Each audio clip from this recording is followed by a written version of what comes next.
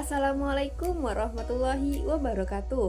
Halo semuanya, izin memperkenalkan diri. Nama saya Sofiatul Khairiyah, mahasiswi Universitas Primagraha dengan NIM 220048, Program Studi Manajemen kelas RC1 semester 4. Tujuan saya membuat video kali ini untuk memenuhi syarat penilaian ujian tengah semester mata kuliah e-commerce dengan dosen pengampu, yaitu Bapak Ade Faisal Mabtuhi SEMM. Langsung saja untuk pokok pembahasan yang saya akan bahas dalam video kali ini, yaitu ada 6 materi. Yang pertama yaitu pemahaman dan pengenalan mengenai e-commerce. Yang kedua, sejarah dan perkembangan e-bisnis dan e-commerce di Indonesia. Yang ketiga, hubungan e-bisnis dan e-commerce. Yang keempat, sistem informasi manajemen e-commerce. Yang kelima, langkah-langkah membangun bisnis e-commerce. Dan yang terakhir, yaitu yang keenam, teori plan behavior dalam penerapan e-commerce. Untuk materi yang pertama, yaitu pemahaman dan pengenalan mengenai e-commerce. Pernahkah kalian semua berbelanja online? Tentu saja, hal ini sudah tidak asing lagi bagi kita semua.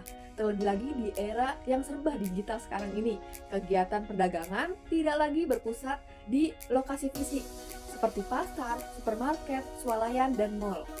Di era digital ini semakin banyak orang yang berbelanja lewat internet atau secara online, baik di komputer maupun smartphone. Nah, toko online untuk berbelanja tersebut dinamakan dengan e-commerce. Jadi itu merupakan sedikit gambaran ya teman-teman mengenai pengertian e-commerce. Jadi dapat disimpulkan nih bahwasanya e-commerce sendiri adalah kegiatan jual beli barang atau jasa melalui media elektronik, terutama internet. E-commerce memungkinkan konsumen untuk dapat membeli barang atau jasa secara langsung dari penjual melalui internet menggunakan perangkat seperti komputer, smartphone, atau tablet. Materi yang kedua yaitu sejarah dan perkembangan e-bisnis dan e-commerce di Indonesia.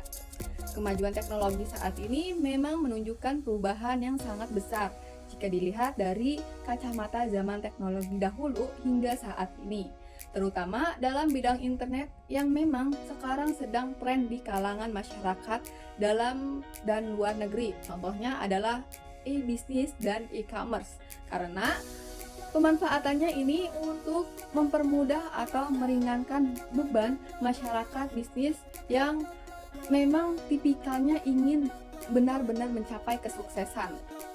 Nah, awal perkembangan e-bisnis dan e-commerce di Indonesia, perkembangan internet di Indonesia dimulai pada awal 1990-an.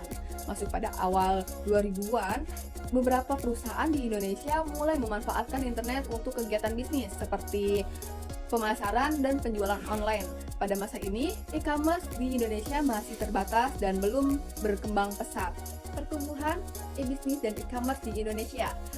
Pada pertengahan 2000-an, semakin banyak perusahaan di Indonesia yang mulai memanfaatkan internet untuk kegiatan bisnisnya. Munculnya beberapa perusahaan e-commerce pionir di Indonesia seperti Kaskus 2000, Berniaga.com tahun 2005, dan Tokopedia pada tahun 2009. Perkembangan teknologi smartphone dan internet yang semakin pesat mendorong perusahaan e-commerce di Indonesia. Perkembangan terkini mengenai e-bisnis dan e-commerce di Indonesia sendiri, pada tahun 2010-an, e-commerce di Indonesia berkembang pesat dengan munculnya berbagai platform e-commerce besar seperti Lazada, Bukalapak, Shopee, dan Blibli. Pertumbuhan e-commerce didukung oleh peningkatan jumlah pengguna internet dan smartphone di Indonesia. Pada pandemi COVID-19 pada tahun 2020 mendorong percepatan adopsi e-commerce di Indonesia dengan peningkatan jumlah penjual dan pembeli online. Saat ini Indonesia menjadi salah satu pasar terbesar e-commerce di Asia Tenggara. Dampak e-bisnis dan e-commerce di Indonesia. Yang pertama, mendorong pertumbuhan ekonomi digital di Indonesia. Yang kedua, menciptakan lapangan kerja baru di sektor e-commerce dan logistik. Yang ketiga, meningkatkan akses masyarakat terhadap barang dan jasa. Yang keempat, mendorong transformasi digital di berbagai sektor industri. Perkembangan e-bisnis dan e-commerce di Indonesia terus berlanjut seiring dengan kemajuan teknologi dan perubahan perilaku konsumen yang semakin digital. Lanjut ke materi yang ketiga, yaitu hubungan e-bisnis dan e-commerce. E-commerce merupakan bagian integral dari e-bisnis. E-bisnis memiliki cakupan yang lebih luas daripada e-commerce, mencakup seluruh aktivitas bisnis yang memanfaatkan teknologi digital. Sedangkan e-commerce sendiri adalah salah satu komponen penting dalam e-bisnis yang berfokus pada transaksi jual beli secara online. Jadi, contoh aktivitas e-bisnis dan e-commerce, contohnya dalam e-bisnis, penggunaan sistem informasi manajemen, kolaborasi online, pemasaran digital, dan lain-lain. Sedangkan contoh dari e-commerce sendiri yaitu seperti penjualan produk atau jasa melalui website, aplikasi mobil, marketplace online, dan lain-lain. Manfaat integrasi e-bisnis dan e-commerce meningkatkan efisiensi dan produktivitas bisnis. Yang kedua, memperluas jangkauan pasar dan target konsumen. Yang ketiga, memudahkan proses transaksi dan pembayaran. Yang keempat, meningkatkan pengalaman pelanggan. Yang kelima, mengumpulkan data informasi pelanggan untuk analisis dan pengambilan keputusan. Jadi, tantangan integrasi e-bisnis dan e-commerce sendiri yaitu yang pertama, keamanan dan privasi data. Yang kedua, infrastruktur teknologi yang memadai. Yang ketiga, komponen sumber daya manusia. Yang keempat, adaptasi proses bisnis terhadap teknologi. Yang kelima, persaingan yang ketat di pasar digital. Dalam prakteknya, e-bisnis dan e-commerce saling terikat dan terintegrasi untuk mencapai keunggulan kompetitif dan pertumbuhan bisnis di era digital.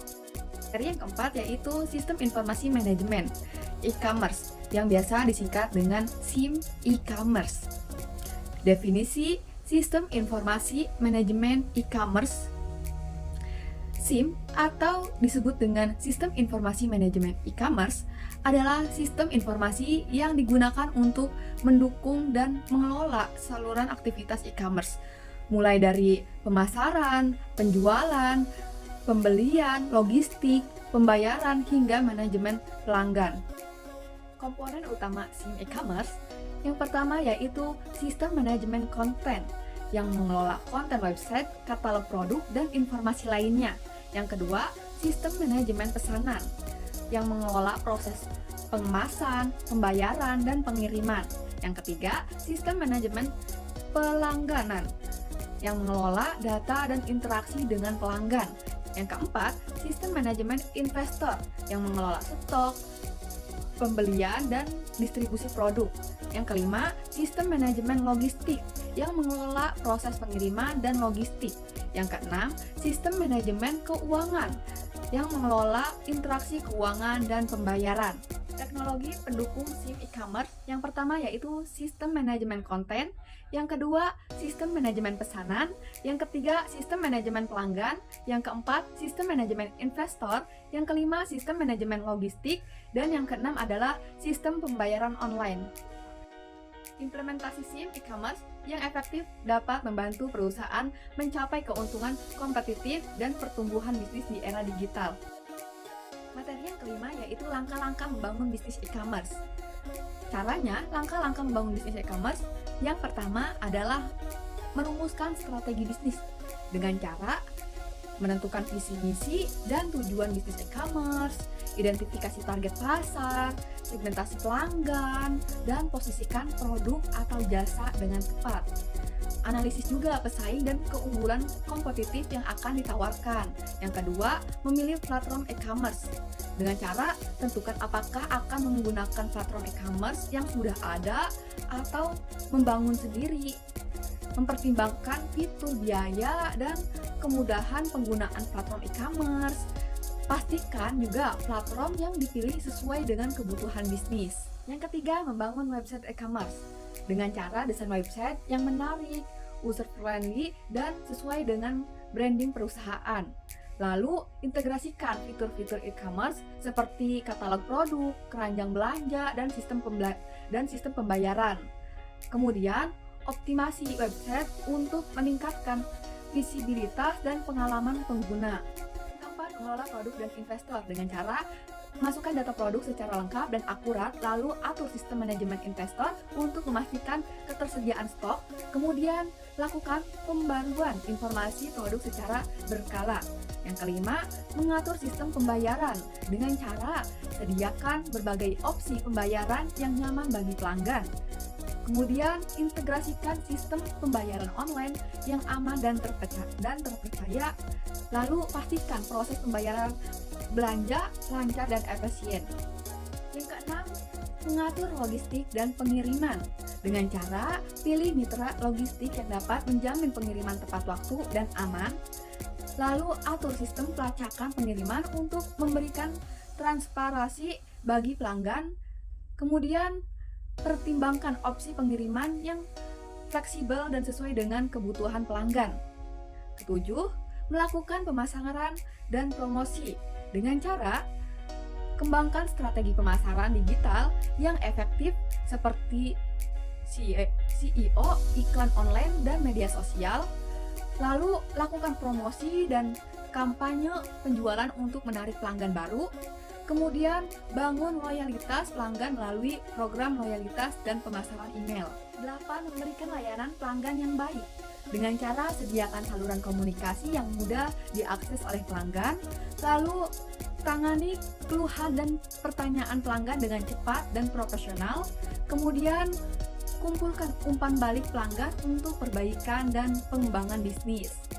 Cara yang ke-9 yaitu menganalisis dan mengoptimalisasi kinerja dengan cara pantau dan analisis data penjualan lalu lintas website dan perilaku pelanggan. Lalu gunakan wawasan ini untuk mengoptimalkan strategi, operasi, dan pengalaman pelanggan. Kemudian lakukan perbaikan dan inovasi secara berkelanjutan untuk meningkatkan daya saing. Dengan menerapkan langkah-langkah ini, dapat membangun dan mengembangkan bisnis e-commerce yang sukses. Materi yang terakhir yaitu teori plan behavior dalam penerapan e-commerce. Teori plan behavior awalnya dinamai oleh Theory of Rational Action. Teori ini dikembangkan pada tahun 70-an oleh dua ahli psikolog yaitu Martin Fishburne dan Chuck Adjen. Salah satu tujuan teori plan behavior adalah memahami dan memprediksi faktor-faktor motivasional yang mempengaruhi pembentukan perilaku. Teori plan behavior didasarkan pada asumsi bahwa manusia adalah makhluk yang rasional dan akan menggunakan informasi-informasi serta pengalaman yang dimilikinya untuk mengambil keputusan. Berdasarkan teori plan behavior, faktor penentu terbentuknya perilaku individu adalah intention. Jadi, intention ini adalah awal terbentuknya perilaku. Ada 3 faktor niat berwirausaha menurut teori plan behavior. Yang pertama yaitu attitude atau sikap, mengacu pada sejauh mana seseorang memiliki evaluasi yang menguntungkan atau tidak menguntungkan atau penilaian dari yang bersangkutan. Yang kedua yaitu subjective norm atau norma subjektif, adalah persepsi individu terhadap harapan dari orang-orang yang berpengaruh dalam kehidupannya mengenai keharusan melakukan atau tidak melakukan sesuatu perilaku tertentu. Yang ketiga, persepsi individu atas kontrol perilaku, yaitu persepsi individu yang mengenai mudah atau sulitnya untuk mewujudkan suatu perilaku tertentu. Jadi kesimpulannya yaitu bagi para pelaku bisnis yang menggunakan e-commerce sebagai media penjualan, faktor-faktor yang mempengaruhi model TPB ini dapat dijadikan target dalam membuat strategi pemasaran untuk meningkatkan penjualan. Sekian dari saya. Assalamualaikum warahmatullahi wabarakatuh.